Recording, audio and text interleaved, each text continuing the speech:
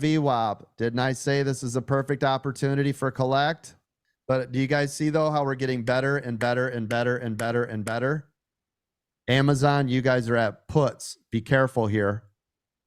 This is the resistance. Now you're at puts. Those of you that are in calls, you are shedding here. Stops below. If you're in a call, I'd have a stop below 155.17. See it? If you're in a put, I'd put a stop around 155.45. So there's your stop to the up. There's your stop to the bottom. When in doubt, if you don't know what the hell to do and you're panicking, buy one of each. That's a straddle. Amazon has still not broke through. This is still resistance territory. This is still, to me, a put versus a call. This is why we collect on these locations in case it goes against you. It doesn't go all the way against you. Does that make sense, everyone?